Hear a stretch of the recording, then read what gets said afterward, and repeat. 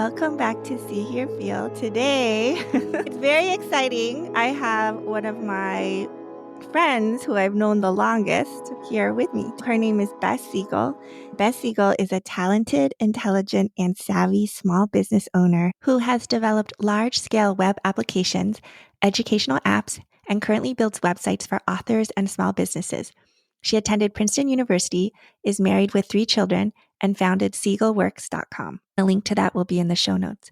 Her recent projects include creating with her youngest an NFT collection, which when launched will benefit causes that support play for children and resources for families and patients impacted by lung cancer.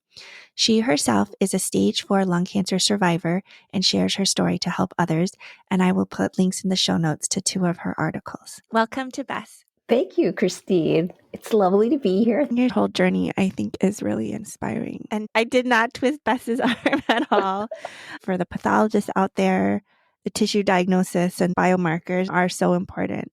To get the right diagnosis accurately and timely is so important because patients are waiting every second, wondering what is that diagnosis going to be. From the medical side of this diagnosis that unfortunately you got 2.5 years ago. Despite all the advances in cancer care and cancer diagnosis, it was still sort of a guess as to the exact type of tumor you have. Yeah, I guess it was poorly differentiated in 2020. I never actually got a clear-cut diagnosis that it, in fact, it was lung cancer, but the 2 main tumors were in the lungs. I've actually had several biopsies. The first one was a core needle biopsy through a lump in my pectoral. This was right when the cancer had spread super fast and grew in a really short amount of time. From what I understand, when cancers grow that fast, a lot of it just dies also really quickly too. There was just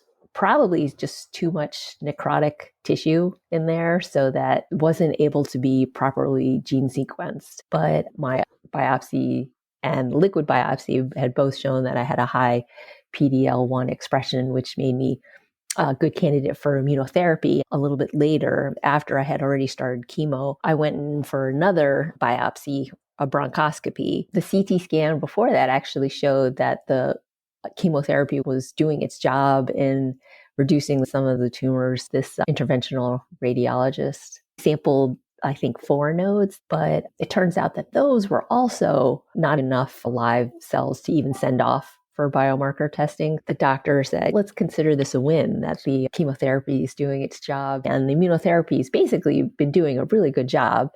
Later on, this past summer in 2021, I had a recurrence, which was very upsetting and disheartening to have a recurrence so soon. But my oncologist was like, let's just take this opportunity to get another biopsy to see if there's anything new that we can find out. I did get another biopsy, but it too actually didn't have enough to do a complete gene sequencing. It was small and slow growing, so it was okay. Radiation zapped it. One of the reasons I am doing this podcast is because there's still a element of surprise, it seems, when you have a doctor who really connects with you. One of the side effects of immunotherapy is either hypo or hyperthyroidism. So I was getting my thyroid looked at, and the ultrasound of my thyroid had a spot that needed to be biopsied. One of the things that my endocrinologist said was that if it ends up being that I have thyroid cancers are very non-aggressive. The message that I was getting was, don't worry about the thyroid cancer if there is one, because if anything, it's going to be the lung cancer that gets you. Yeah. When you have a doctor that has such a clinical way of presenting important medical information, have you figured out a way to make that better? Not that it should be the patient's responsibility. It's a good question. I don't know if I've done anything to make it better. I just know that my oncologists have been amazing doctors. When I went to see the oncologist for the first time, he's looking at my CT scans of my lungs, and I can't tell what I'm looking at. It just looks really bad because there's all these splotches, and I'm like, I'm sure there shouldn't be all these splotches everywhere. But I was trying to stay positive and And that's when he told me that he said that it was probably more likely lung cancer. And that was such a shock because I hadn't any risk factors at all. He handled it very well because he was very compassionate and knew that it was going to be a shock to someone to hear. He did a very good job. He gave me his cell phone number and told me I could text him whenever I needed to, which I was also completely shocked by. And I didn't feel like I could text him over the weekends, but I still did. And he always got back to me right away, which was amazing. So I really love this doctor. He's in a community clinic, and my sister and brother, they absolutely wanted me to find a specialist in a university or Dana-Farber. I listened to them because I knew they were looking out for me, but at the same time, I didn't think they understood how important my doctor was to me. But anyway, they got me an appointment with someone very high up in a university hospital. And still, I just thought this type of doctor would not be able to give personalized one-on-one care. So I wasn't going to switch or anything, but I went to see what he had to say. And it turns out he was amazing, just absolutely amazing. In the beginning, I didn't know what to expect because he had his interns ask you all the questions. They asked very thorough questions. And then when the doctor came in, it was so clear that he had just really understood every aspect. The intern had filled him in completely. Sometimes someone asks you questions and then the doctor comes in and it seems, oh, why did I bother answering all those questions? Because he hasn't even read the file. But it had been so clear that he knew everything. He just had so many answers prepared even before I asked any of the questions. And when I look at my list of questions, oh, he answered all of them. And just the eye contact was spot on. Not only did he know what he was talking about, but knew how to convey all the messages in the right way. Even though I don't see that doctor very often, he was like, I still consider you my patient. And I was like, how often should I come in and see you? It's not as close. He's like, just send me an email. And I was like, okay, I'm sure these emails will never get read. But incredibly, like, he always responds right away. It's just those little touches. Yeah. Yeah. I'm so glad that you have had some really good experiences with doctors. I admit, when I really like one of my doctors, I'm surprised. And I feel the same with my patients. The ones who seem to really like me seem surprised. Like you're saying, oh, doctor, thank you for actually calling me. Are we doing such a bad job in medicine that we seem inaccessible to patients? It seems not quite right. Yeah, I don't know where it comes from, but I feel guilty about taking up so much of my doctor's times, especially like now where I'm on cruise control is what my doctor put it. And that feels great. And I know that in the beginning, I wanted to have him like on speed dial. So I think like right now, there are other patients who probably need him that much. And so then I feel guilty about taking up any more time. I know what you mean. I've had doctors give me their cell phone as well, and I've given mine to patients. And when I give mine, patients are like, oh, they're happy, but they're like, I don't want to bother you. And I've felt the same way on the patient side. Oh, okay, it's nice that I have this cell phone number and I hopefully will never even use it. And sometimes I tuck it away in a place that's not easy to remember where I put it because I don't want to use it. And so I get that, this sort of not wanting to bother a doctor. But I've told patients it's my job. It is my job. But is it your job to be accessible 24/7? There's some hours that you need to carve out for your personal life, right? Yeah. But I will say that none of the patients who I've ever given my cell phone number to text me at weird hours. So there's that. And then I do tell people if they bring that up, oh, but I don't want to bother you. I say, oh, I do turn my phone off at night, so I won't get it. But especially with COVID, the healthcare system has been experiencing staff shortages. Sometimes people have told me, I've left messages for you and you didn't respond. And I just never got them. Mm-hmm. So I think that's almost worse. So then if that ever happens to someone for the first time, I'm like, here's my cell phone number, just use this. And it's interesting. I would say more than half of people don't use it. When the appointments wrap up and they're always, did you have any other questions?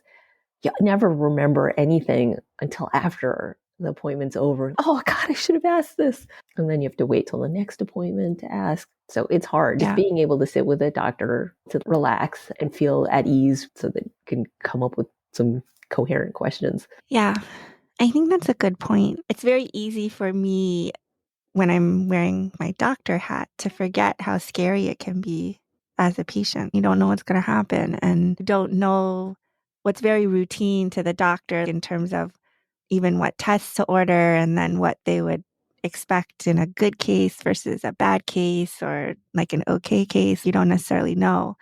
And there's not enough time for them to explain all of that ahead of time. As a patient, I don't think you necessarily know what to ask because you don't have the experience yet.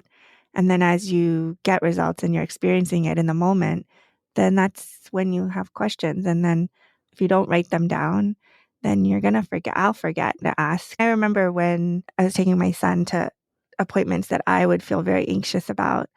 And just in the moment, I might even have stuff written down, but if the first person that I would encounter in the office would offend me in some way, all my questions would fly out the window. And you touched on some things that you would benefit people to know as a patient. But did you want to say anything else? Just in terms of being a patient, this is not having to do with doctor-patient relationships, but more like just relationships in general. One thing that I was a little reluctant to do was accept help from a wide community of friends. First of all, it was during COVID and it was just a terrible time for everybody. I didn't want to ask so much of other people, but in the end, allowing people to support you however they can fills a kind of bucket in a way that is astonishing, really. Yeah. I know very little about friendship. That's not true. It's totally true. As I said in my introduction of you, you're one of my longest friends. I really credit you for that because I've realized since having kids, the way I grew up, that I just really don't know very much about relationships, and friendship definitely is included in that. Part of the reason that I do this podcast is to learn about it and to learn from people who know better than me and more than me. And that's really true. Being able to ask for help and then accept help, it makes relationships stronger. So I'm glad you brought that up. Do you have any final thoughts? Just want to say thanks for having this podcast. And I read your book and it was really eye-opening. I remember having this conversation with someone else with a recurrent cancer diagnosis and was struggling to find the right specialist or doctor to see next, telling us how all the doctors at this place were no bedside manner, to put it bluntly. And someone was like, in this case, really, who cares about bedside manner? We really just need someone who's smart and can tell us what's the next step. And I was like, no, not true. I just read this book by my friend Christine Coe, and doctor-patient relationship is so crucial. Anyway, that's it. Thank you for reading it. Very meaningful to me. I have a website that Bess built. Bess is an amazing website designer. She designed my website.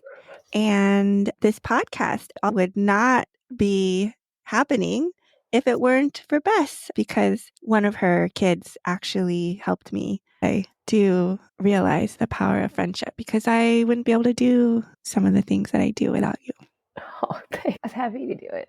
And I could also plug my super project with my youngest kid.